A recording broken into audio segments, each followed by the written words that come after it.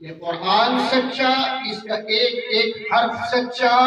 مٹ جائے گا اس کو مٹانے والا، مگر اللہ کا قرآن کبھی مٹنے والا نہیں ہے۔ وسیع رضوی ہو یا کوئی اور خبیث اور بدماش ہو، سارے خبائث اکٹھے ہو کر بھی اللہ کے قرآن کا کوئی مثل لانا چاہے، اس کی جیسی دوسری کتاب لانا چاہے، وہ خود مٹ جائے گا، مگر اللہ کا قرآن نہیں مٹے گا، کیونکہ اللہ نے اس کی حفاظت کا ذمہ لیا۔ اور اس کا ایک طریقہ یہ بھی ہے سامنے کہ جو اس مدرسے کے اندر بھی یہاں سے حفاظ تیار ہو رہے ہیں، اور کوئی دکھائے قرآن کا حافظ، انجیل کا حافظ، رامائن مہابھارت پوری کتابیں کوئی سنا کر تو دکھائے، مگر ان مدارس میں ان اساتذہ کرام کی محنتیں اور ان کی شب و روز کا ان کا یہ نتیجہ، ان کی محنتوں کا ثمرہ ہے کہ چھوٹے چھوٹے بچے اپنے رب کے اس کلام کو اپنے سینوں پر نقش کر لیتے ہیں۔